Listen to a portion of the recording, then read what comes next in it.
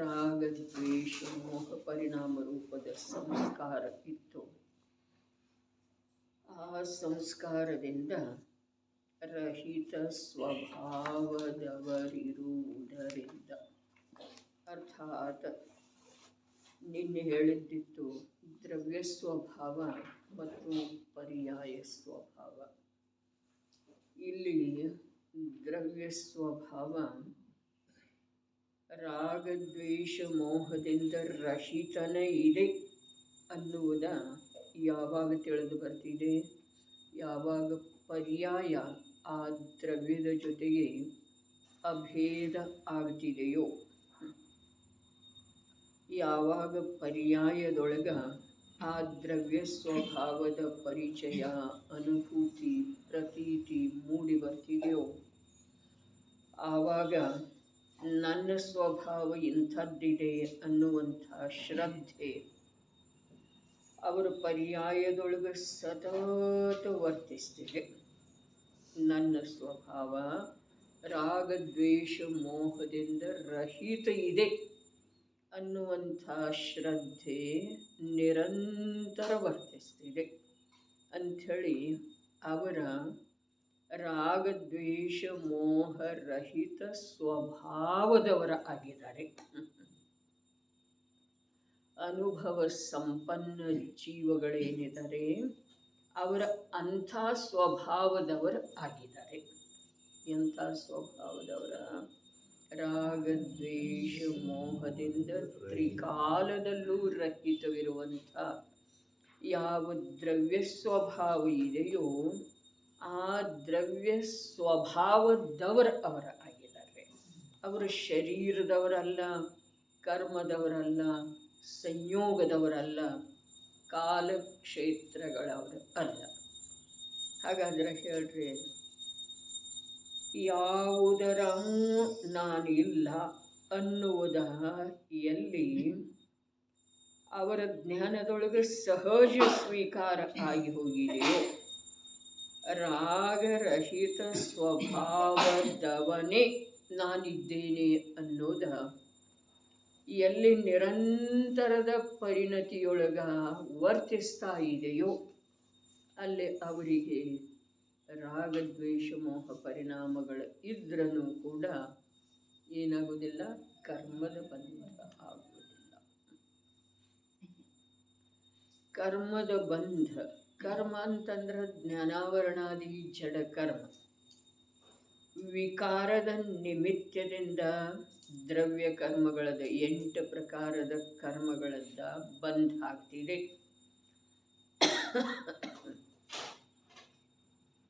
ಆದ್ರೆ ಆ ವಿಕಾರ ಕೂಡ ಕರ್ಮನ ಅದಾವಲ್ಲ. ರಾಗದ್ವೇಷ ಮೋಹ ರೂಪದ ವಿಭಾವನ್ರಿ ಅಥವಾ ವಿಕಾರನ್ರಿ ಅವು ಕರ್ಮದವು. ಹಾಗಾದ್ರೆ ಆ ಕರ್ಮಗಳದ್ದ ಅವರಿಗೆ ಬಂಧನಿಲ್ಲ.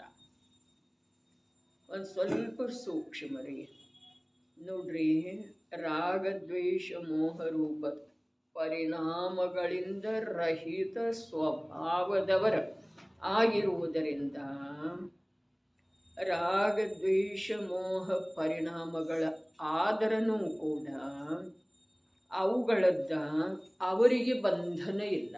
ಅವುಗಳದ್ದು ಬಂಧನ ಇಲ್ಲರಿ. ಅವುಗಳಿಂದ ಯಾವ ಜ್ಞಾನಾವರಣಾದಿ ದ್ರವ್ಯ ಕರ್ಮಗಳದ್ದು ಬಂಧ ಆಗ್ತಿದೆ, ಅವುಗಳ ಬಂಧನಂತೂ ಇಲ್ಲವೇ ಇಲ್ಲ, ಮೊದಲು ಇರಲಿಲ್ಲನರೇ. ಜಡ ದ್ರವ್ಯ ಕರ್ಮಗಳದ ಬಂಧಂತೂ ಯಾವುದೇ ಜೀವನಿಗೆ ಇಲ್ಲವೇ ಇಲ್ಲ.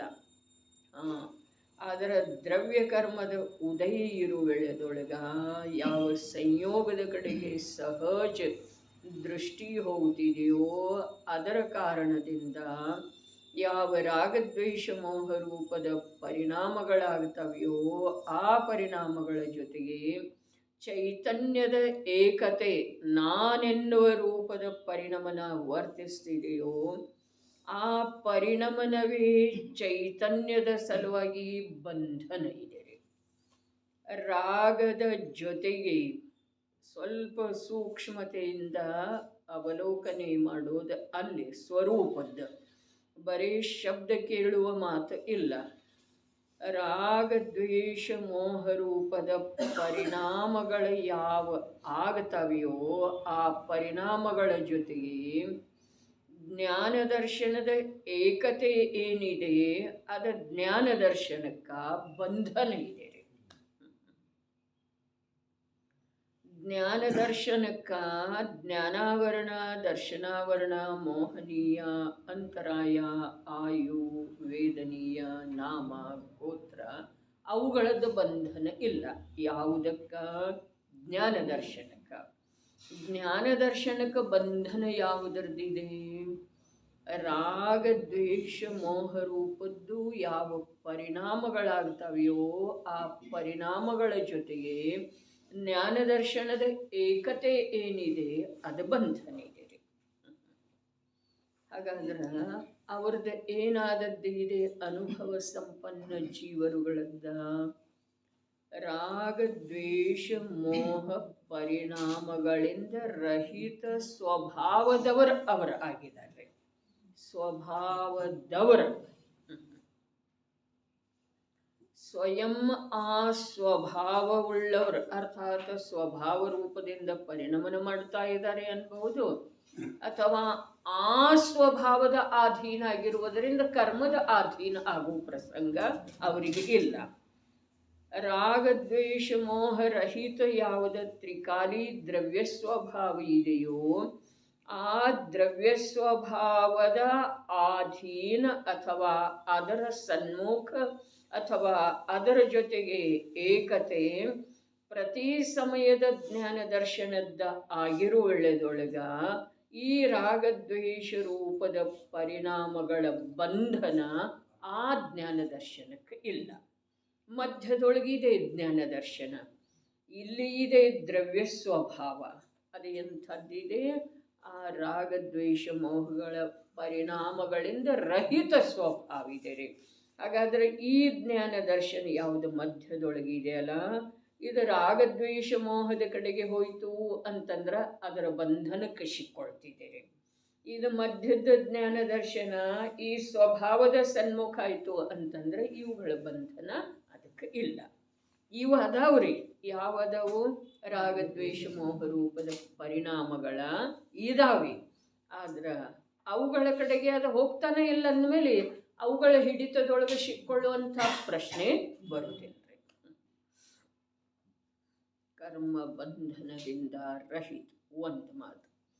ಎರಡನೇದೇನು ಹೇಳ್ರು? ನಿರ್ಜರೆ ಆಗ್ತಾ ಇದೆ ಅವರಿಗೆ. ನಿರ್ಜರೆ ಹಾಗಾಗ್ತಿದೆ? ಅನಾದಿ ಕಾಲದ್ದು ಯಾವ ರಾಗ ದ್ವೇಷ ಮೋಹದ ಸಂಸ್ಕಾರ ಇತ್ತೋ ಅದ ರಾಗದ್ವೇಷ ಮೋಹ ರಹಿತ ಸ್ವಭಾವದ ಸನ್ಮುಖ ಆಗಿರುವುದರಿಂದ ಆ ಸಂಸ್ಕಾರದ ಹಿಡಿತ ಬಿಡ್ತಾ ಹೋಗ್ತಾ ಇದೆ. ಅದರ ಹೆಸರು ನಿರ್ಜರೆ ಇದೆ.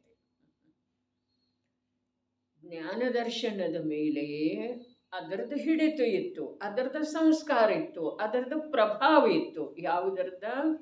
ರಾಗದ್ವೇಷ ಮೋಹದ. ಈಗೇನಾಗಿದೆ? ರಾಗದ್ವೇಷ ಮೋಹದಿಂದ ರಹಿತವಿರುವಂಥ ಸ್ವಭಾವದ ಸನ್ಮುಖ ಆ ಜ್ಞಾನ ದರ್ಶನ ಆಗಿರುವುದರಿಂದ ಆ ಜ್ಞಾನ ದರ್ಶನಕ್ಕ ಯಾವ ಅನಾದಿ ಸಂಸ್ಕಾರ ಇತ್ತಲ್ಲ ರಾಗದ್ವೇಷ ಮೋಹದ, ಅದು ಬಿಡ್ತಾ ಹೋಗ್ತಾ ಇದೆ. ಅದರ ಯಾವುದು ವಿದ್ಯಮಾನ ಇದಾವೆಯೋ ರಾಗದ್ವೇಷ ಮೋಹ ಅದರ ಹಿಡಿತದೊಳಗಂತೂ ಜ್ಞಾನ ದರ್ಶನ ವರ್ತಮಾನದ್ದು ಇಲ್ಲವೇ ಇಲ್ಲ. ಮತ್ತು ಎರಡನೇದೇನ? ಅದರ ಮೇಲೆ ಅವುಗಳ ಕಡೆಗೆ ನೋಡುವಂಥದ್ದು ಯಾವ ಸಂಸ್ಕಾರ ಅನಾದಿ ಕಾಲದ್ದು ಇತ್ತಲ್ಲ ಅದು ಕಮ್ಮಿ ಕಮ್ಮಿ ಆಗ್ತಾ ಹೋಗ್ತಾ ಇದೆ. ಅರ್ಥಾತ್ ಅವುಗಳದ್ದು ಬಂಧನ ಇಲ್ಲ ಮತ್ತು ಅನಾದಿ ಸಂಸ್ಕಾರದ ಏನಿದೆ ಅದ ಬಿಡ್ತಾ ಹೋಗ್ತಾ ಇದೆ. ಆ ಬಿಡ್ತಾ ಹೋಗುವುದರ ಹೆಸರು ನಿರ್ಜರೆ ಇದೆ. ರಾಗದ್ವೇಷಗಳ ಅದವ್ರಿ, ಆದರೆ ರಾಗದ್ವೇಷಗಳ ಹಿಡಿತಕ್ಕೆ ಅದು ಒಳಪಡುವುದಿಲ್ಲ. ಅದು ಇದರ ಕಡೆ ಆಕರ್ಷಿತ ಇದ್ದ ಕಾರಣ, ಇದರ ಸನ್ಮುಖ ಇದ್ದ ಕಾರಣ ಇದು ನನ್ನ ಸ್ವಭಾವ ಅಂಥೇಳಿ ತಿಳಿಯುವ ಶ್ರದ್ಧೆಯ ರೂಪದ ಪರಿಣಮನ ಮಾಡ್ತಾ ಇರುವ ಕಾರಣದಿಂದ ಆ ಉತ್ಪನ್ನ ಆಗುವಂಥ ರಾಗದ್ವೇಷಗಳ ಉತ್ಪತ್ತಿಗೆ ಯಾವ ಕಾರಣ ಇತ್ತಲ್ಲ ಈ ಜ್ಞಾನ ದರ್ಶನದೊಳಗ, ಈ ಕಾರಣ ನಿರ್ಜರಿಸಿ ಹೋಗ್ತಾ ಇದೆ, ಒಣಗಿ ಹೋಗ್ತಾ ಇದೆ, ಉದುರಿ ಹೋಗ್ತಾ ಇದೆ ಅಂದಮೇಲೆ ಅವು ಮತ್ತೆ ನವೀನವಾಗಿ ಉತ್ಪನ್ನನೂ ಆಗುವುದಿಲ್ಲ. ಇಷ್ಟ ಮಧ್ಯದೊಳಗಿರುವಂಥ ಜ್ಞಾನ ದರ್ಶನದ, ಇಂದು ವಿಕಸಿತಗೊಂಡಿರುವಂಥ ಜ್ಞಾನ ದರ್ಶನದ, ಜಿನವಾಣಿ ರೂಪದ ಶೀತಲವಾದಂಥ ವಿಶಾಲ ವೃಕ್ಷದ ಛಾಯೆಯೊಳಗೆ ಬಂದಿರುವಂಥ ಜ್ಞಾನ ದರ್ಶನದ, ಆ ರಾಗದ್ವೇಷ ರೂಪಿ ತನ್ನವೇ ಪರಿಣಾಮಗಳು ಏನು ಇದಾವೆ ಆ ಪರಿಣಾಮಗಳ ಕಡೆಗೆ ನೋಡದೇ ಇರುವಂಥ ತೀವ್ರ ಪುರುಷಾರ್ಥ ಪ್ರಯತ್ನ ಈಗ ಈ ಜ್ಞಾನ ದರ್ಶನ ಮಾಡಬೇಕಾಗಿದ್ದರೆ ಅದರ ಮೇಲೆ ಸಂಸ್ಕಾರ ಅಂತೂ ಅನುಭವ ಆದ ನಂತರ ಕೂಡ ಅದರ ಪ್ರಭಾವ ಬೀರಲಿಕ್ಕೆ ನೋಡ್ತಿದೆ, ಸಂಸ್ಕಾರ ಇರ್ತಿದೆ ರೀ. ಮತ್ತು ಇನ್ನು ಎಲ್ಲಿಯವರೆಗೆ ಅನುಭವ ಆಗಿಲ್ಲ ಅಂಥ ನಮಗ ಸಂಸ್ಕಾರ ಅಂತೂ ಅವುಗಳ ಕಡೆಗೆ ನೋಡುವಂಥದ್ದನ್ನೇ ಇರೋದ್ರೆ. ಅದರ ಜ್ಞಾನ ದರ್ಶನ ಈ ಜಿನವಾಣಿ ನಿರೂಪಿಸಲ್ಪಡುವಂಥ ವಸ್ತುವಿನ ಸ್ವರೂಪದ, ಅರ್ಥಾತ್ ನಾನು ಜೀವ ವಸ್ತು ಇದ್ದೇನೆ, ನನ್ನ ಸ್ವಭಾವ ಯಾವುದೇ ಪ್ರಕಾರದ ವಿಕಾರದಿಂದ ರಹಿತವೇ, ಮೂರು ಕಾಲದಲ್ಲೂ ಇದೆ. ಈ ಪ್ರಕಾರ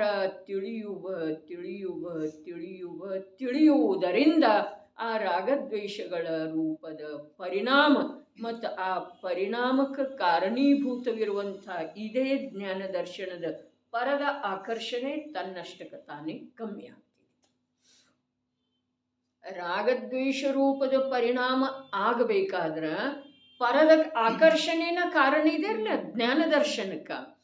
ಜ್ಞಾನ ದರ್ಶನ ಪುದ್ಗಲನ ಅವಸ್ಥಾ ವಿಶೇಷಗಳ ಕಡೆಗೆ ಆಕರ್ಷಿತ ಆಗ್ತಾ ಇರುವುದರಿಂದ, ಕುತೂಹಲ ಇರುವುದರಿಂದ ಈ ರಾಗದ್ವೇಷ ರೂಪದ ಪರಿಣಾಮಗಳ ನಿತ್ಯ ಪುಷ್ಟ ಆಗ್ತಾ ಇದ್ದಾವೆ, ಬೆಳೀತಾ ಇದ್ದಾವೆ, ಸುರಕ್ಷಿತವಾಗಿ ಉಳಿತಾ ಇದ್ದಾವೆ.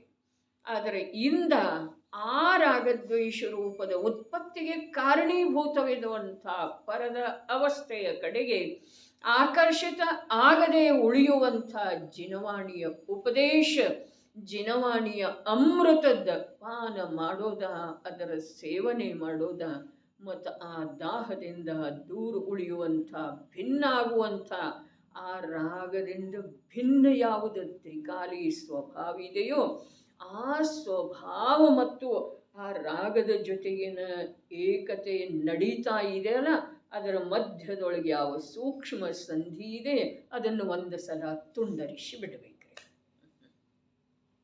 ಏನಿದೆ ರಾಗಾದಿಗಳಿಂದ ರಹಿತ ತ್ರಿಕಾಲಿ ಸ್ವಭಾವ ಮತ್ತು ರಾಗಾದಿಗಳ ಜೊತೆಗೆ ಜ್ಞಾನ ದರ್ಶನ ನಿರಂತರ ಏಕ ಆಗುವಿಕೆ, ಈ ಎರಡರ ಮಧ್ಯದೊಳಗ ಸೂಕ್ಷ್ಮ ಸಂಧಿ ಇದೆ. ಅದನ್ನು ತುಂಡರಿಸಿ ಬಿಟ್ಟಿತು ಅಂತಂದ್ರೆ ಮತ್ತೆ ಪುನಃ ಅದು ಯಾವುದೇ ಅಂಶದಿಂದ, ಯಾವುದೇ ಕಾರಣದಿಂದ, ಯಾವುದೇ ಕರ್ಮೋದಯದಿಂದ, ಎಂಥದೇ ಸಂಯೋಗದಿಂದ ಮತ್ತೆ ಏಕರೂಪ ಆಗುವಂಥದ್ದು ಇಲ್ರಿ. ಅದಕ್ಕೆ ಒಂದು ಸಲ ನಾವು ತಾವ ಈ ಮಧ್ಯದ ಯಾವ ಜ್ಞಾನ ದರ್ಶನ ಇದೆಯೋ ಆ ಜ್ಞಾನ ದರ್ಶನಕ್ಕೆ ಅನಾದಿ ಕಾಲದ ರುಚಿ ಯಾವುದಿತ್ತೋ ರಾಗದ್ವೇಷ ಮೋಹ ಪರಿಣಾಮಗಳ ಅಥವಾ ಪರಿಣಾಮಗಳ ಆಗುವ ಸಲುವಾಗಿ ಪರದ ಆಕರ್ಷಣೆ, ಅರೇ ಪುದ್ಗಲದ ಆಕರ್ಷಣೆ, ರೂಪಿ ಪದಾರ್ಥಗಳದ್ದು ಯಾವ ನರ್ತನ ಇದೆಯೋ, ಭಿನ್ನ ಭಿನ್ನ ವೇಷ ಧಾರಣ ಮಾಡಿ ಅವು ನಮ್ಮ ಎದುರಿಗೆ ನರ್ತಿಸ್ತಾ ಇದ್ದಾವೆಯೋ ಅವುಗಳದ್ದು ರುಚಿ, ಅವುಗಳ ಆಕರ್ಷಣೆ ಇಂದ ಜಿನವಾಣಿಯ ಪ್ರಸಾದದಿಂದ ಬಿಟ್ಟು ಹೋಗ್ಬೇಕ್ರಿ. ಕಮ್ಮಿ ಕಮ್ಮಿ ಕಮ್ಮಿ ಆಗೋದ ಒಂದು ದಿವಸ ತನ್ನಷ್ಟಕ್ಕೆ ತಾನೇ ಅದು ಸೂಕ್ಷ್ಮ ಸಂಧಿ ಏನಿದೆಯಲ್ಲ ಅದು ತುಂಡರಿಸು. ಅದಕ್ಕೆ ಏನು ಬೇಕು? ನಿರಂತರದ ಅಭ್ಯಾಸ ಬೇಕ್ರಿ. ಅಭ್ಯಾಸ ಯಾವುದರೊಳಗ? ಜ್ಞಾನದೊಳಗೆ, ಜ್ಞಾನ ದರ್ಶನದೊಳಗೆ ಅಭ್ಯಾಸ ಅರ್ಥಾತ್ ಸಂಸ್ಕಾರ. ಆ ಜ್ಞಾನ ದರ್ಶನದ ಮೇಲೆ ಪರಸನ್ಮುಖತೆ ಯಾವ ಅನಾದಿ ಕಾಲದ ಸಂಸ್ಕಾರ ಇದೆಯಲ್ಲ ಆ ಸಂಸ್ಕಾರ ಕಮ್ಮಿಯಾಗಿ ಸ್ವಭಾವದ ಮಹಿಮೆಯ ಸಂಸ್ಕಾರ ಬರಬೇಕು. ಅದು ಬರ್ತಾ ಹೋಯಿತು ಅಂತಂದ್ರೆ ಅದು ನಿರಂತರ ಬೇಕ್ರಿ. ಬಹಳಷ್ಟು ಮಹಿಮೆ ಬರ್ತಿದೆ ಶಾಸ್ತ್ರ ಕೇಳು ಎಳೆದೊಳಗೆ, ಬಿಟ್ಟು ಹೋದ ನಂತರ ಎಲ್ಲಾನ ಹೋಗ್ತಿದೆ. ಹಾಗೆ ಕಾರ್ಯ ಆಗುವುದಿಲ್ಲ. ಹೀಗಾಗುವುದರಿಂದ ಕಾರ್ಯ ಆಗುವುದಿಲ್ಲ.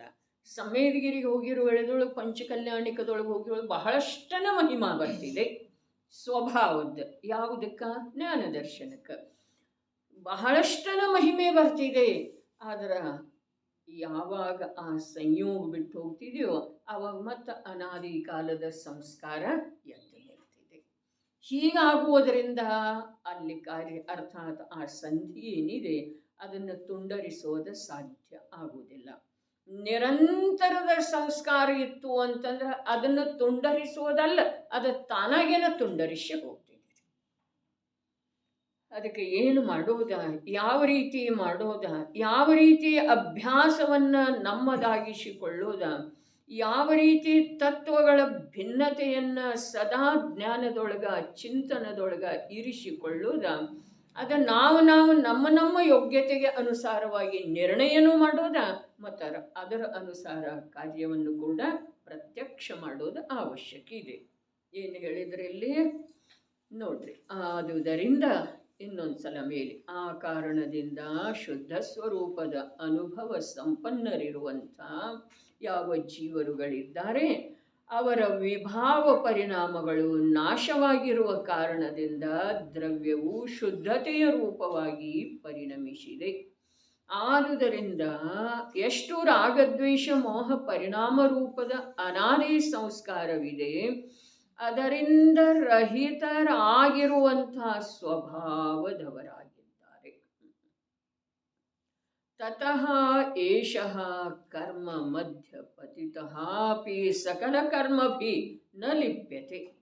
ತತಃ ಆ ಕಾರಣದಿಂದ ಏಷಃ ಸಮ್ಯಕ್ ದೃಷ್ಟಿ ಜೀವನು ಕರ್ಮದ ಉದಯ ಜನಿತವಾದ ಅನೇಕ ಪ್ರಕಾರದ ಭೋಗ ಸಾಮಗ್ರಿಗಳಿವೆ. ಅವುಗಳಲ್ಲಿ ಮಧ್ಯಪತಿತಃ ಅಪಿ. ನೋಡ್ರಿ ಏನು ಶಬ್ದ ಇದೆ ಆಚಾರ್ಯ ಭಗವಂತರದ. ಮಧ್ಯಪತಿತಃ ಅಪಿ ತತಃ ಏಷಃ ಕರ್ಮ ಮಧ್ಯ ಪತಿತಃ ಅಪಿ. ಆ ಕಾರಣದಿಂದ ಸಮ್ಯಕ್ ದೃಷ್ಟಿ ಜೀವನು ಕರ್ಮದ ಉದಯ ಜನಿತವಾದ ಅನೇಕ ಪ್ರಕಾರದ ಭೋಗ ಸಾಮಗ್ರಿಗಳಿವೆ. ಅವುಗಳಲ್ಲಿ ಪಂಚೇಂದ್ರಿಯ ಭೋಗ ಸಾಮಗ್ರಿಗಳನ್ನು ಭೋಗಿಸುತ್ತಾನೆ, ಸುಖ ದುಃಖಗಳಿಗೆ ಪ್ರಾಪ್ತನಾಗುತ್ತಾನೆ. ಅವರದ ಶಬ್ದ ಏನಿದೆ? ಕರ್ಮ ಮಧ್ಯ ಪತಿತಃ ಅಪಿ. ಪತಿತಃ ಬಿದ್ದುಕೊಂಡಿದ್ದಾನೆ, ಪತಿತಃ ಬಿದ್ದುಕೊಂಡಿದ್ದಾನೆ. ಎಲ್ಲಿ? ಕರ್ಮದ ಮಧ್ಯದೊಳಗೆ. ಸುತ್ತಲೂ ಕರ್ಮ ಇದೆ ರೀ. ಕರ್ಮದ ಮಧ್ಯದೊಳಗೆ ಬಿದ್ದುಕೊಂಡಿದ್ದಾನೆ. ಇವ್ರ ಅರ್ಥ ಏನು ಮಾಡಿದ್ರು ಟೀಕಾಕಾರ? ಪಂಚೇಂದ್ರಿಯ ಅವೇನು ಭೋಗ ಸಾಮಗ್ರಿ ಅದಾವಲ್ಲ ಉದಯ ಜನಿತ, ಅವುಗಳನ್ನು ಭೋಗಿಸ್ತಾನೆ. ಭೋಗಿಸೋದಂದ್ರೆ ಕರ್ಮದ ಮಧ್ಯದೊಳಗೆ ಬೀಳೋದಿದೆ ರೀ. ತಿಳಿತಾ ಇದೆ ಏನ್ರಿ? ಶತ್ರುಗಳಿದ್ದಾರೆ, ವಿಜಾತಿ ಶತ್ರುಗಳಿದ್ದಾರೆ, ಸುತ್ತಲೂ ಇದ್ದಾರೆ, ಹತ್ತೂ ನಿಟ್ಟಿನಿಂದ ಇದ್ದಾರೆ. ಅವರ ಮಧ್ಯದೊಳಗ ಒಬ್ಬ ನಿಶಸ್ತ್ರಧಾರಿ ಸೈನಿಕ ಬಿದ್ದುಕೊಂಡಿದ್ದ ಅಂತಂದ್ರೆ ಅವನ ಅವಸ್ಥೆ ಏನಾಗುದ್ರಿ? ಕೈಯಲ್ಲೇ ಶಸ್ತ್ರ ಇಲ್ಲ ಮತ್ತು ನಿಂತಿಲ್ರಿ, ಅವ ಪತಿತಃ ಬಿದ್ದುಕೊಂಡಿದ್ದಾನೆ. ಅವನ ಅವಸ್ಥೆ ಏನಾಗ್ಬೋದು? 10 ಕಡೆಯಿಂದ ಅದಾರ್ರೆ, ಇಲ್ಲಿ 8 ಕಡೆಯಿಂದನೂ 4 ಕಡೆಯಿಂದನೂ ರೀ ಅದಾರ್ರಿ ಶತ್ರುಗಳ. ಹೇಗದಾರು? ಶಸ್ತ್ರಧಾರಿಗಳದಾರ್ರಿ ಅವರ.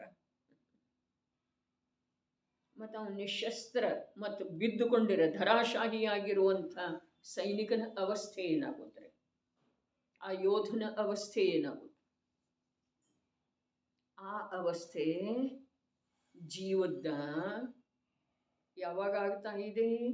ರೋಗಗ್ರಸ್ತ ಆಗಿರುವ ವೇಳೆದೊಳಗಲ್ಲ, ಮರಣಾಸನ್ನ ಆಗಿರುವ ವೇಳೆದೊಳಗಲ್ಲ. ಯಾವಾಗ? ಪಂಚೇಂದ್ರಿಯ ವಿಷಯ ಸುಖ ದುಃಖಗಳನ್ನು ಭೋಗಿಸ್ತಾ ಇರುವ, ಸುಖ ಭೋಗಿಸ್ತಾ ಇರುವ ವೇಳೆದೊಳಗಂಥೇಳಿ ಅನ್ನೋದು. ಇಲ್ಲಿ ದುಃಖ ಅಂಥೇಳಿ ಹೇಳಿದರೆ ಸುಖ ದುಃಖಗಳಿಗೆ ಪ್ರಾಪ್ತನಾಗುತ್ತಾನೆ. ಆದರೆ ನಾವಂತೂ ದುಃಖಕ್ಕೇನು ಪ್ರಾಪ್ತ ಆಗಿಲ್ಲ, ನಾವು ಸುಖಿನ ದೇವರೇ. ಆದರೆ ಎಲ್ಲದೆವು ಶತ್ರು ಸೇನೆಯ ಮಧ್ಯದೊಳಗೆ ಬಿದ್ದುಕೊಂಡಿದ್ದೇವೆ, ನಿಶಸ್ತ್ರ. ಅವಸ್ಥೆ ಏನಾಗಬಹುದು ಯೋಚನೆ ಮಾಡೋದು. ಇವು ಸಮ್ಯಕ್ ದೃಷ್ಟಿ ಅದನ್ರಿ. ಅವ ಬಿದ್ದುಕೊಂಡ್ರನು ಕೂಡ ಸ್ವಭಾವದೊಳಗದನ್ರಿ. ಅವನನ್ನು ಯಾರು ಏನೂ ಮಾಡೋ ಸಾಧ್ಯ ಇಲ್ಲ. ಚೈತನ್ಯ ಸ್ವರೂಪಿ ಆತ್ಮನನ್ನ ಯಾರೇನು ಮಾಡೋ ಸಾಧ್ಯ ಇದೆ ರೀ? ನಮ್ಮ ಆತ್ಮನನ್ನಲ್ಲ. ಸಮ್ಯಕ್ ದೃಷ್ಟಿ, ಅನುಭವಶೀಲ, ಶುದ್ಧ ಚೈತನ್ಯ ಸ್ವರೂಪದ ಅನುಭವ ಸಂಪನ್ನ ಜೀವದ ಮಾತಿದೆ. ಅವನಿಗೆ ಯಾರೇನೂ ಮಾಡೋ ಸಾಧ್ಯ ಇಲ್ಲ, ಕರ್ಮ ಏನೂ ಮಾಡೋ ಸಾಧ್ಯ ಇಲ್ಲ, ಸಂಯೋಗ ಏನೂ ಮಾಡೋ ಸಾಧ್ಯ ಇಲ್ಲ, 5 ಇಂದ್ರಿಯಗಳ ವಿಷಯ ಸಾಮಗ್ರಿಗಳೇನೂ ಮಾಡೋ ಸಾಧ್ಯ ಇಲ್ಲ, ಸುಖ ದುಃಖ ಕೂಡ ಅವನನ್ನೇ ಏನೂ ಮಾಡೋ ಸಾಧ್ಯ ಇಲ್ಲ. ಯಾರನ್ನ? ಯಾವ ಶುದ್ಧ ಸ್ವಭಾವದವಾಗಿದನೋ, ರಾಗದ್ವೇಷ ಮೋಹಗಳಿಂದ ರಹಿತ ಸ್ವಭಾವದವನಾಗಿದ್ದಾನೋ, ಯಾವನ ದ್ರವ್ಯದ ಪರಿಣಾಮನ ಶುದ್ಧ ಆಗಿದೆಯೋ ಆ ಜೀವವನ್ನ 5 ಇಂದ್ರಿಯ ವಿಷಯಗಳ ಏನೂ ಮಾಡೋ ಸಾಧ್ಯ ಇಲ್ಲ. ಅವನನ್ನೇನೂ ಮಾಡೋ ಸಾಧ್ಯ ಇಲ್ಲ. ಯಾಕೆ ಅಂತಂದ್ರೆ ಅವನು ತಾನ ರಾಗದ್ವೇಷ ಮೋಹದಿಂದ ರಹಿತ ಸ್ವಭಾವದ ಇದ್ದೇನೆ ಅನ್ನುವ ರೂಪದ ಅನುಭವ ಮಾಡ್ತಾ ಇದ್ದಾನೆ. ಅವನಿಗೆ ಶುದ್ಧ ದ್ರವ್ಯದ ಪರಿಣಮನ ಆರಂಭ ಆಗಿದೆ, ದ್ರವ್ಯದ ಶುದ್ಧ ಪರಿಣಮನ ಆರಂಭ ಆಗಿದೆ. ಅವನ ವಿಭಾವಗಳ ನಾಶ ಆಗಿ ಹೋಗಿದ್ದಾವೆ. ಯಾವುದು ನಾಶಶೀಲ ಇದೆಯೋ ಅದನ್ನು ನಾಶಶೀಲ ಅಂಥೇಳಿ ಅವನ ಜ್ಞಾನ ತಿಳಿತಾ ಇದೆ. ಯಾವುದು ಬಿಟ್ಟು ಹೋಗುವಂಥದ್ದಿದೆಯೋ ಅದನ್ನು ಬಿಟ್ಟು ಹೋಗುವಂಥದ್ದಂಥೇಳಿ ಅವನ ಜ್ಞಾನ ತಿಳಿತಾ ಇದೆ. ಯಾವುದು ಜಡ ಇದೆಯೋ ಅದನ್ನು ಜಡ ಅಂಥೇಳಿ ಅವನ ಜ್ಞಾನ ತಿಳಿತಾ ಇದೆ. ಇಂಥ ಸನ್ನಿವೇಶದೊಳಗ ಅವನಿಗೆ ರಾಗದ್ವೇಷ ಮೋಹ ಪರಿಣಾಮಗಳಾದ್ರೂ ಅವುಗಳದ್ದು ಬಂಧನ ಇಲ್ಲ. ಅನಾದಿ ಕಾಲದ್ದು ಯಾವ ಬಂಧನ ಇದೆ ಅದು ನಿರಂತರ ಸಡಿಲಾಗ್ತಾ ಇದೆ, ಬಿಟ್ಟು ಹೋಗ್ತಾ ಇದೆ. ಆದ್ರೆ ಮಿಥ್ಯಾದೃಷ್ಟಿ ಜೀವ ಎಷ್ಟು ಅಸಹಾಯ ಇದ್ದಾನೆ. ಮಿಥ್ಯಾದೃಷ್ಟಿ ಜೀವ ಛಿನ್ನ ಭಿನ್ನಾಗಿ ಹೋಗ್ತಾನೆ. ಯಾವುದರಿಂದ? ಪಂಚೇಂದ್ರಿಯಗಳ ಭೋಗ ಸಾಮಗ್ರಿಗಳನ್ನು ಭೋಗಿಸುವುದು. ಅಜ್ಞಾನಿ ಜೀವ, ಮಿಥ್ಯಾದೃಷ್ಟಿ ಜೀವ, ದೇಹದೊಳಗೆ ಏಕತ್ವ ಬುದ್ಧಿ ಇರುವಂಥ ಜೀವ, ಸ್ವಪರಗಳ ಭೇದ ಜ್ಞಾನ ಇಲ್ಲದೆ ಇರುವಂಥ ಜೀವ, ಸರ್ವಜ್ಞ ಪ್ರಭು ಹೇಳಿರುವ ಹಾಗೆ ವಸ್ತುವಿನ ಪೃಥಕ್ ಪೃಥಕತೆಯನ್ನು ತಿಳಿಯದೇ ಇರುವಂಥ ಜೀವ ಏನಾಗ್ತಾನೆ?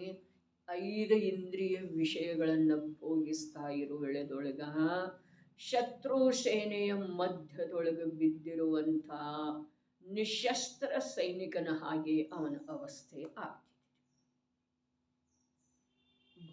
ಭೋಗಿಸೋ ವೇಳೆದೊಳಗರೆ ಅದೇ ಪ್ರಕಾರ ರೋಗ ಬಂದಿರೋ ವೇಳೆದೊಳಗೆ, ಮರಣಾಸನ್ನಾಗಿರೋ ವೇಳೆದೊಳಗೆ, ವಿರೋಧದ ಪರಿಸ್ಥಿತಿಯೊಳಗೆ ಅವನ ಅವಸ್ಥೆ ಅತ್ಯಂತ ದಯನೀಯ ಆಗ್ತಿದೆ. ಅವನಿಗೆ ಶತ್ರುವಿನ ಸಂಯೋಗದೊಳಗನೂ ಆಗುವುದಿಲ್ಲ, ಶರೀರದ ರೋಗದೊಳಗನೂ ಆಗುವುದಿಲ್ಲ, ಮರಣ ಬಂದಿರೋ ಸಮಯದೊಳಗನೂ ಆಗಿರುವುದಿಲ್ಲ. ಮರಣವನ್ನು ಪ್ರತ್ಯಕ್ಷ ನೋಡಿದ್ರೂ ಕೂಡ, ದೇಹದ ರೋಗವನ್ನು ಪ್ರತ್ಯಕ್ಷ ಅನುಭವಿಸ್ತಾ ಇದ್ರೂ ಕೂಡ ಅವ ರಾಗದ್ವೇಷ ಮೋಹರಹಿತ ಸ್ವಭಾವದವನಾಗಿರುವುದರಿಂದ ಅವನ ದ್ರವ್ಯ ಶುದ್ಧ ರೂಪದಿಂದ ಪರಿಣಮನ ಮಾಡ್ತಾ ಇರುವ ಕಾರಣದಿಂದ, ಅವನಿಗೆ ವಿಭಾವಗಳ ನಾಶ ಆಗಿ ಹೋಗಿರುವ ಕಾರಣದಿಂದ ಏನಾಗುವುದಿಲ್ಲ? ಸಂಸಾರದ ಬಂಧ ಆಗುವುದಿಲ್ಲ. ಒಂದೇ ಒಂದು ನಿರ್ಜರ ಅಧಿಕಾರದೊಳಗ ಪ್ರಯೋಜನಭೂತ ಮಾತ, ಸತ್ವಭೂತ ಮಾತ ಅಂತಂದ್ರೆ ಬಂಧ ಆಗುವುದಿಲ್ಲ. ಯಾವುದೇ ಪರಿಸ್ಥಿತಿಯೊಳಗೆ ಬಂಧ ಆಗದೇ ಇರುವುದರ ಹೆಸರು ನಿರ್ಜರ ಇದೆ. ಬಂಧ ಆಗದೇ ಇರುವುದರ ಹೆಸರು ನಿರ್ಜರಿ ಇದೆ. ಪೂರ್ವದ ಸಂಸ್ಕಾರ ಅಂತೂ ಕ್ರಮದಿಂದ ಕರಗಿನ ಹೋಗ್ತಿದೆ, ಬಿಟ್ಟನ ಹೋಗ್ತಿದೆ. ಅರೆ, ಬೇಕಾದಷ್ಟು ದೃಢ ಬಂಧ ಇದ್ರೂ ಕೂಡ, ಹಳೇದ ಬೇಕಾದಷ್ಟು ದೃಢ ಬಂಧ ಇದ್ರೂ ಕೂಡ ಹೊಸದ ಅದಕ್ಕೆ ಯಾವುದೇ ಪ್ರಕಾರದಿಂದ ಲಿಪ್ತ ಆಗ್ತಾ ಇಲ್ಲ, ಆ ಬಂಧನಕ್ಕೆ ಆಧಾರ ಆಗ್ತಾ ಇಲ್ಲ, ಸಹಾಯಕ ಆಗ್ತಾ ಇಲ್ಲ. ಅಂಥದ್ರೊಳಗೆ ಆ ಹಳೆ ಬಂಧನ ಬೇಕಾದಷ್ಟು ಬಿಗಿ ಇದ್ರೂ ಕೂಡ ಅದು ಕಾಲಾಂತರದಿಂದ ಬಿಟ್ಟು ಹೋಗ್ತಿದೆ. ನಿರ್ಜರ ತತ್ವದ ಸತ್ವಭೂತ ಅಂಶ ಏನ ನವೀನ ಬಂಧ ಆಗದೆ ಇರೋದು. ನಿರ್ಜರ ಯಾವುದಕ್ಕಂತಾರೆ? ನವೀನ ಬಂಧ ಆಗದೆ ಇರೋದು.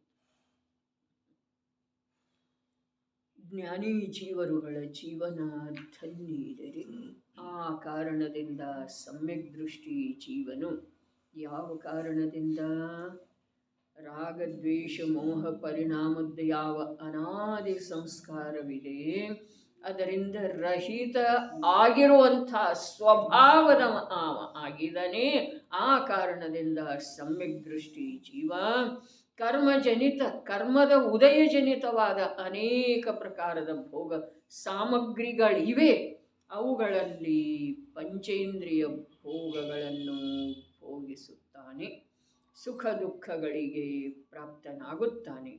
ಆದಾಗ್ಯೂ ಸಕಲ ಕರ್ಮಭಿ 8 ಪ್ರಕಾರದ ಯಾವ ಜ್ಞಾನಾವರಣಾದಿ ಕರ್ಮಗಳಿವೆ ಅವುಗಳ ಮೂಲಕ ನ ಲಿಪ್ಯತೆ, ಬಂಧಿಸಲ್ಪಡುವುದಿಲ್ಲ.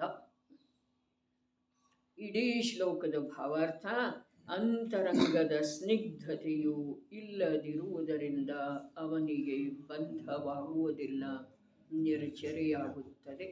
ನಿರ್ಜರೆ ಶಬ್ದದ ಅರ್ಥೇನ ಬಂಧ ಆಗುವುದಿಲ್ಲ.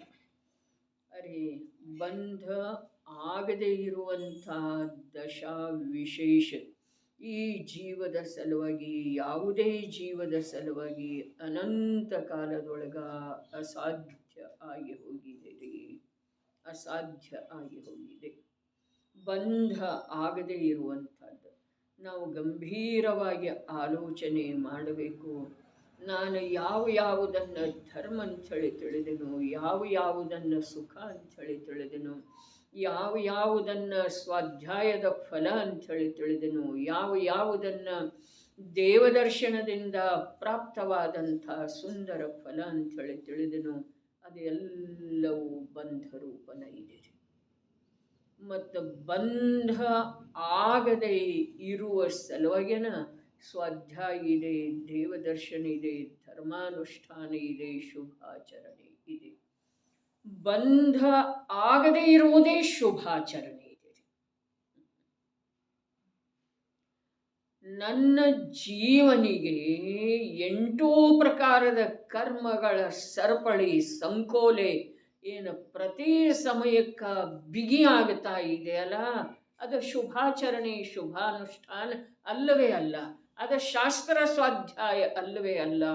ಅದು ವೀತರಾಗ ಜಿನದೇವನ ಸನ್ನಿಧಿಯನ್ನು ಪಡೆದುದರ ಪ್ರಯೋಜನ ಅಲ್ಲವೇ ಅಲ್ಲ.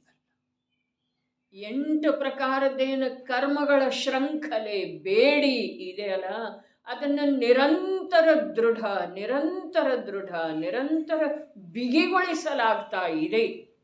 ಅದನ್ನು ಶುಭಾನುಷ್ಠಾನ ಹೇಗನ್ನೋದ್ರೆ, ಅದನ್ನು ಸ್ವಾಧ್ಯಾಯ ಹೇಗನ್ನೋದು, ಅದನ್ನು ವೀತರಾಗ ಭಗವಂತನ ದರ್ಶನ ಅಂಥೇಳಿ ಹೇಗನ್ನೋದು, ಒಂದಿಷ್ಟು ಗಂಭೀರವಾಗಿ ಆಲೋಚನೆ ಮಾಡೋದು, ವಿಚಾರ ಮಾಡೋದ್ರೆ ಏನಿದೆ, ಯಾವುದರಿಂದ ಬಂಧಾಗ್ತಾ ಇದೆಯೋ, ಅದೇ ಯಾವುದರಿಂದ ಪರವಶತೆ ದೃಢ ಆಗ್ತಾ ಇದೆಯೋ, ಯಾವುದರಿಂದ ಅನಾದಿ ಸಂಸಾರದ ಸಂಸ್ಕಾರ ದೃಢ ಆಗ್ತಾ ಇದೆಯೋ, ಅದನ್ನು ನಾವು ಶುಭಾನುಷ್ಠಾನ ಹೇಗನ್ನೋದು. ಪೂಜೆ, ಸ್ವಾಧ್ಯಾಯ, ದಾನ ಮಾಡಿದ್ನಂಥೇಳಿ ಹೇಗನ್ನೋದು, ಹೇಗನ್ನೋದ್ರಿ? ವಿಚಾರ ಮಾಡ್ರಿ. ಅನಾದಿ ಕಾಲದ ಸಂಸಾರದ ಸಂಸ್ಕಾರ ಎಲ್ಲಿ ದೃಢ ಆಗ್ತಾ ಇದೆಯೋ, ಎಲ್ಲಿ ಏನು ಮಾಡಿದ್ರನು,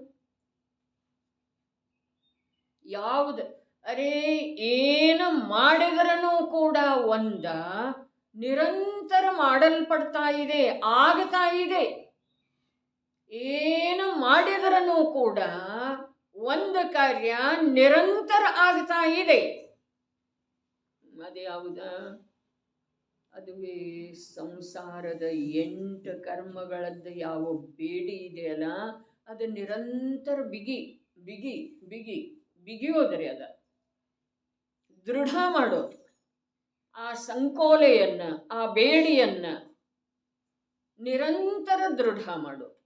ಅದಕ್ಕೆ ಶುಭಾನುಷ್ಠಾನ ಹೇಗನ್ನೋದ? ತ್ರಿಲೋಕ ಪೂಜ್ಯ ಪ್ರಭುವಿನ ಸಾನ್ನಿಧ್ಯ ಸಿಕ್ಕಿದೆ ಅಂತ ಹೇಳಿ ಹಾಗನ್ನೋದ? ಬಂಧ ಬಿಗಿ ಮಾಡುವ ಸಲುವಾಗಿ ಸಿಕ್ಕಿದೆ. ಸ್ವಾಧ್ಯಾಯ ಹೇಗನ್ನೋದ? ಬಂಧವನ್ನ ಬಿಡಿಸದೇ ಉಳಿಯುವುದಕ್ಕೆ ಸ್ವಾಧ್ಯಾಯ ಅನ್ನೋದ್ರಿ. ತೀರ್ಥವಂದನ, ಅರೇ ರೇ ತೀರ್ಥವಂದನ, ತೀರ್ಥ ತಾರಯತಿ ಇತಿ ತೀರ್ಥ. ಯಾವುದು ಭವಸಾಗರವನ್ನು ದಾಟಿಸ್ತಿದೆಯೋ ಅದು ತೀರ್ಥ ಇದೆ. ಹಾಗಾದ್ರೆ ತೀರ್ಥ ವಂದನಾದ ಸಮಯದೊಳಗೂ ಕೂಡ ಭವಸಾಗರ ಇದ್ದಕ್ಕಿದ್ದ ಹಾಗೆ ಉಳಿದಿದೆ. ಅರೆ ಮುನಿವ್ರತದ ಅಂಗೀಕಾರ ಮಾಡಿ ಕೂಡ 28 ಮೂಲ ಗುಣಗಳ ನಿರತಿಚಾರ ಪರಿಪಾಲನೆ ಮಾಡಿ ಕೂಡ 28 ಮೂಲ ಗುಣಗಳ ಪರಿಪಾಲನೆ ಮಾಡಬೇಕಾದ್ರ ಅಲ್ಲಲ್ಲಿ ಪಂಚಮ ಗುಣಸ್ಥಾನವರ್ತಿ ಶ್ರಾವಕ ಇರೋದು ಅವಶ್ಯಕ ಇದೆ. 2 ಕಷಾಯ ಚೌಕಟಿ ಹೋಗಿರುವಂಥ ಧನ್ಯ ಇದೆ ರೀ ಮುನಿದಶ. ಅರೆ ಮುನಿದಶ ಅಂಗೀಕಾರ ಮಾಡಿರುವಂಥ ಬಾಹ್ಯದ ಮುನಿದಶಾ ಯೋಗಿ 28 ಮೂಲ ಗುಣ ಅದವಲ್ಲ, ಬಾಹ್ಯದರಿ ಬಾಹ್ಯದ ಲಕ್ಷಣ ರೂಪದ ಯಾವ 28 ಮೂಲ ಗುಣ ಅದವಲ್ಲ, ಅವುಗಳ ನಿರತಿಚಾರ ಹೇಳ್ತಾ ಇಲ್ಲ ನಾನು, ಅವುಗಳ ಪಾಲನೆ ಆಗಬೇಕಾದ್ರ ಅಲ್ಲಲ್ಲಿ ಶ್ರಾವಕ ಇರೋದು ಅವಶ್ಯಕ ಇದೆ. ಅಲ್ಲಲ್ಲಿ ಯಾಕೆ ಅಂತಂದ್ರ ಒಬ್ಬನೇ ಶ್ರಾವಕ ಇದ್ರೂ ಕೂಡ ಒಬ್ಬ ಮಹಾಮುನಿಯ ಬಾಹ್ಯಾಚರಣೆ 28 ಮೂಲ ಗುಣಗಳ ಪರಿಪಾಲನೆ ಆಗೋ ಸಾಧ್ಯ. ಮುನಿಯ ಸ್ವರೂಪನ ಹೀಗಿದೆ, ಅವರು ಒಂದೇ ಕಡೆ ಇರುವುದಿಲ್ಲ. ಶ್ರಾವಕನ ಸ್ವರೂಪನ ಹೀಗಿದೆ, ಮುನಿಗಳು ಎಲ್ಲೆಲ್ಲಿ ಹೋಗ್ತಾರೆ ಅಲ್ಲೆಲ್ಲ ಚೌಕ ತಗೊಂಡು ಹೋಗೋದು ಅವನ ಸ್ವರೂಪ.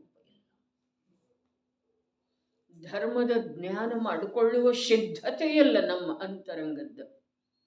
ಧರ್ಮ ಗುರುವಿನ ಸ್ವರೂಪ ತಿಳ್ಕೊಳ್ಳುವಂಥ ತಯಾರಿಯಲ್ಲ ನಮ್ಮ ಮನಸ್ಸಿಂದ.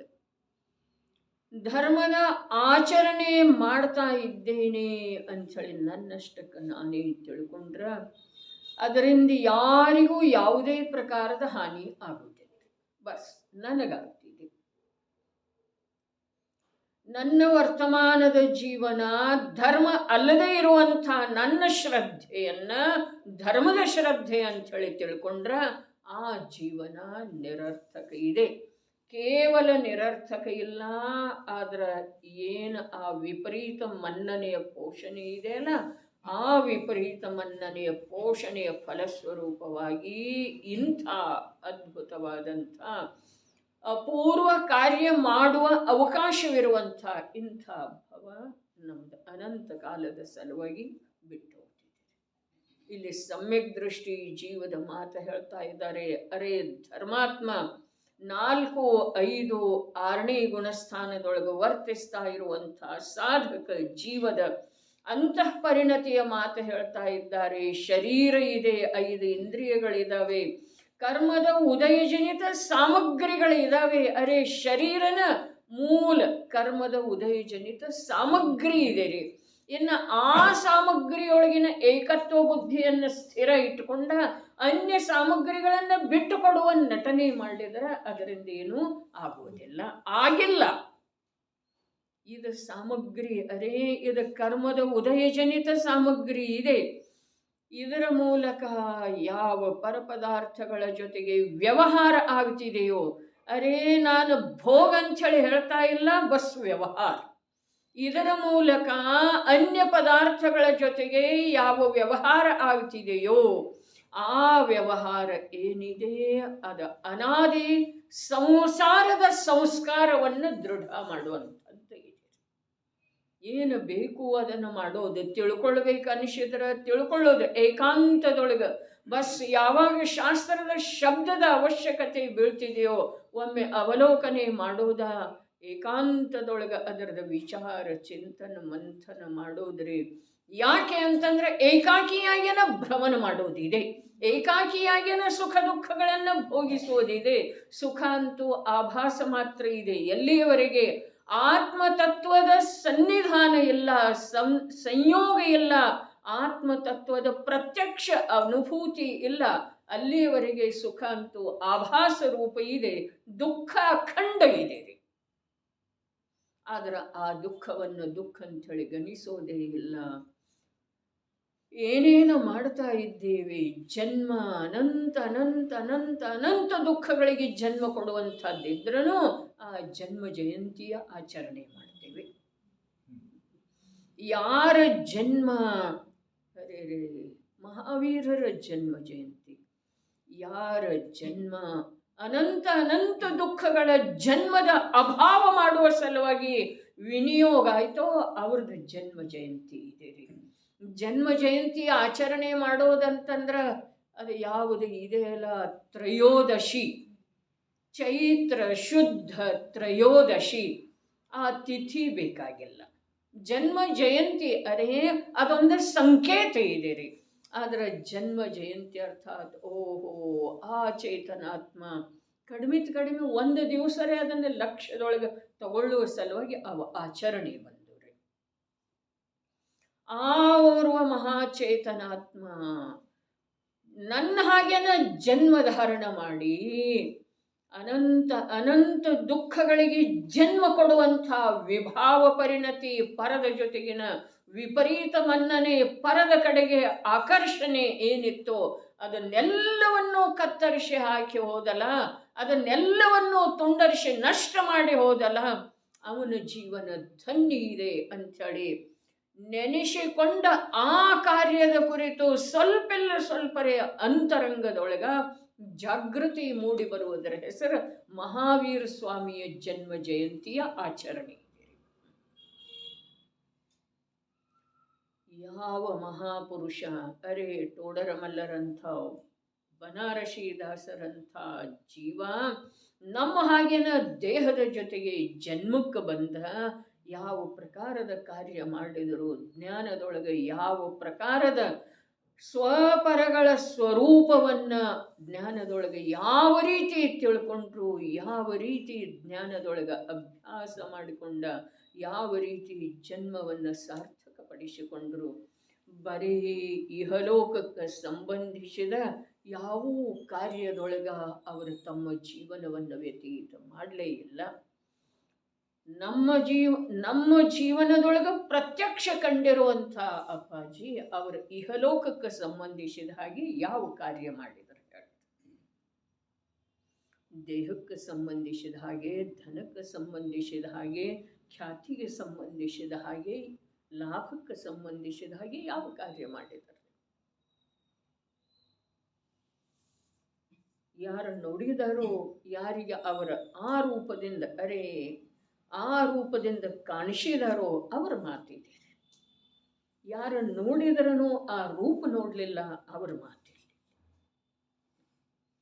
ಟೋಡರ್ ಮಲ್ಲರನ್ನ ಯಾವ ಪ್ರಕಾರ ತೋರಿಸಲಾಗಿದೆಯೋ ಆ ರೀತಿ ನೋಡುವ ಪ್ರಯತ್ನ ಯಾರು ಮಾಡಿದಾರೋ ಅವರ ಮಾತಿದೆ. ಬನಾರಸಿ ದಾಸರನ್ನ ಬರೀ ವಿಚಾರ ಮಾಡೋದು, 7 ತಿಂಗಳವರೆಗೆ ಆ ಮನುಷ್ಯ ಹೇಗೆ ಬದುಕಿದ್ದ, ಯಾವುದು ಇದೆಯೋ ಪಂಚೇಂದ್ರಿಯ ಸಾಮಗ್ರಿ ಇಲ್ಲಿ ಹೇಳ್ತಾ ಇದ್ದಾರಲ್ಲ, ಯಾವ ಇದಾವಲ್ಲ ಆ ಸಾಮಗ್ರಿಗಳ ಮಹತ್ವ ಎಷ್ಟಿದೆ ಜೀವನದೊಳಗೆ, ಎಷ್ಟು ಮಹತ್ವ ಇದೆ. ನಮ್ಮ ಜೀವನದೊಳಗೆ ಅವುಗಳಿಗೆ ಎಷ್ಟು ಮಹತ್ವ ಕೊಡ್ತಾ ಇದ್ದೇವೆ. ಅವರ ಜೀವನದೊಳಗೆ ಎಷ್ಟು ಮಹತ್ವ ಇತ್ತು.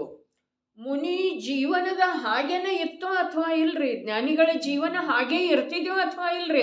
ಅನುಭವ ಸಂಪನ್ನ ಜೀವನ ಹಾಗೇ ಇರ್ತಿದ್ಯೋ ಅಥವಾ ಇಲ್ಲ? ಮುನಿ ಭಗವಂತರ ಹಾಗೇನ ರೀ. ಬಸ್ ಬಾಹ್ಯದ ಸಂಯೋಗ, ವಸ್ತ್ರ ಮೊದಲಾದವುಗಳಿಂದ ಅವರಲ್ಲಿ ಇವರಲ್ಲಿ ವ್ಯತ್ಯಾಸ ಇದೆ. ಅಂತರಂಗದ ದ್ರವ್ಯದ ಯಾವ ಶುದ್ಧ ಪರಿಣಮನ ಇದೆಯೋ ಅದರ ಆಧಾರದಿಂದ ಅವರ ಪರ್ಯಾಯದಲ್ಲಿ ನಿರಂತರ ಯಾವ ಪರದ ಜೊತೆಗಿನ ಸ್ನಿಗ್ಧತೆ ರಹಿತ ಪರಿಣಮನ ಇದೆಯೋ ಆ ಪರಿಣಮನವನ್ನು ಅವಲೋಕನೆ ಮಾಡಿದರೆ ಅವರೇನದರ್ರಿ? ನಾಳಿನ ಮುನಿ ಅದರ್ರಿ. ಮುನಿ ಯಾವ ಪ್ರಕಾರ ನಾಳಿನ ಸಿದ್ಧದರಲ್ಲ ಆ ಪ್ರಕಾರ ಈ ಅನುಭವ ಸಂಪನ್ನ ಚತುರ್ಥ ಗುಣ ಸ್ಥಾನಾವರ್ತಿ ಜೀವರುಗಳ ನಾಳಿನ ಮುನಿ ಅದರ್ರಿ. ನಾವೇನದೇವ್ರಿ? ನಾಳಿನ ಏಕೇಂದ್ರಿಯ ಅದೇವೇನ ನಿಗೋದಿ ಅದೇವ್ರಿ. ಅರೇ ವಿಚಾರ ಮಾಡೋದು ಒಂದಿಷ್ಟು ಏನಿದೆ. ಯಾರ್ಯಾರ ಅನಂಗಧರ ಏನು ಮಾಡ್ಯಾಳು, ಸೀತೆ ಏನು ಮಾಡ್ಯಾಳು, ಅಂಜನಾ ಏನು ಮಾಡಿದಾಳು, ಕಥೆ ಕೇಳಿದೇವ್ರಿ. ಅರೇ ಅದ ಅಂಜನಾನ ಕಥೆ. ಅರೇ ನೀನು ನಿರಂಜನ ಆಗುವ ಸಲುವಾಗಿ ಆ ಕಥೆಯ ಅಂಶ ಕೂಡ ನಿನ್ನ ಜೀವನದೊಳಗ ಜ್ಞಾನದಲ್ಲಿ ತಾಜಾ ಇರೋದು ಅವಶ್ಯಕ ಇದೆ. ಅನಂಗಧರ ಹೆಸರೇನ್ರಿ? ಅಂಗಧರ. ಅಂಗ ಅರ್ಥಾತ್ ಅರೆ ರೀ ಜ್ಞಾನದ ಅಂಗ ಇಂದ್ರಿಯರೇ. ತಿಳಿತಾ ಇದೇನ? ಜ್ಞಾನದ ಅಂಗಗಳ ಇಂದ್ರಿಯ. ಆ ಇಂದ್ರಿಯವನ್ನ ಧಾರಣ ಮಾಡಲೇ ಇಲ್ಲ. ಕಾನನದೊಳಗೆ ಚಕ್ರವರ್ತಿ ಪುತ್ರಿ ಹೇಗಿರ್ಬೋದು? 3000 ವರ್ಷ ರೀ. ಈ ಬನಾರಸಿ ದಾಸರದಂತೂ 7 ತಿಂಗಳು ಒಂದೇ ಆಹಾರ ತಿಂದು ಇದ್ದರ್ರಿ. ಅವಳೇನು ತಿಂದು 3000 ವರ್ಷ ಚಕ್ರವರ್ತಿ ಕುಮಾರಿ ರೀ, ಚಕ್ರವರ್ತಿ ಪುತ್ರಿ. ನಮ್ದೇನಿದೆ? ಅದು ನನಗೆ ಬೇಡ, ಇದು ನನಗೆ ಬೇಡ, ಅದಾಗೋದಿಲ್ಲ ನಾವಂತೀವ್ರಿ. ಅವ್ರಿಗೆ ಯಾಕೆ ಹಾಗಾಯ್ತು? ಅವರಿಗೆ ಆಯ್ತಂಥೇಳಿ ಅವರು ಮೋಕ್ಷ ಮಾರ್ಗದೊಳಗೆ ಮುಂದುವರೆದ್ರು.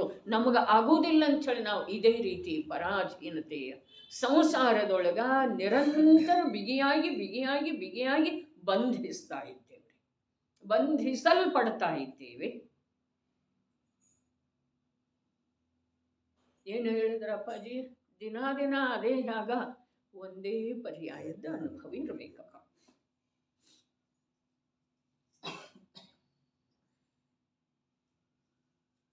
ಏನೇ ಮಾಡಿಕೊಟ್ರೂ ಕೂಡ ಅವರಿಗೆ ಅದರಲ್ಲೇ ರಸ ಇರಲಿಲ್ಲ. ಏನಿದೆ? ಶರೀರದ ಸಲುವಾಗಿ ಜೀವನ ಇದೆಯೋ ಅಥವಾ ಜೀವನ ರೂಪಿಸಿಕೊಳ್ಳುವ ಸಲುವಾಗಿ ಶರೀರ ಮಾಧ್ಯಮ ಇದೆ ರೀ. ಏನಿದೆ? ಜೀವ ತನ್ನ ಸುಂದರವಾದಂತಹ ಜೀವನವನ್ನು ರೂಪಿಸಿಕೊಳ್ಳುವಲ್ಲಿ, ನಿರ್ಮಾಣ ಮಾಡಿಕೊಳ್ಳುವಲ್ಲಿ ಈ ಶರೀರ ಮಾಧ್ಯಮ ಆಗಬೇಕು. ಶರೀರದ ಸಲುವಾಗಿ ಜೀವನ ಸಮರ್ಪಿತ ಆಗಿ ಹೋಗಿದೆ ನಮ್ದ ಅಂಥೇಳಿ ಇಷ್ಟಿಷ್ಟು ವರ್ಷ ಹೋದರೂ ಕೂಡ ನಮ್ಮಲ್ಲಿ ಯಾವ ಬದಲಾವಣೆ ಆಗಲಿಲ್ಲ. ಬದಲಾವಣೆ ಆಗೋದಂದ್ರೆ ಏನು? ಬಂಧ ಸಡಿಲಾಗಬೇಕು, ಬಂಧ ಬಿಟ್ಟು ಹೋಗ್ಬೇಕು. ಅದು ಬದಲಾವಣೆ ಇದೆ. ಅದನ್ನು ಬಿಟ್ಟು ಬದಲಾವಣೆ ಬೇರೆ ಯಾವುದರದ್ದು ಇರ್ತಿರುವುದಿಲ್ಲ. ನೋಡಿ, ಒಂದಿಟ್ಟು ಸೌವ ಸಿದ್ಧಿ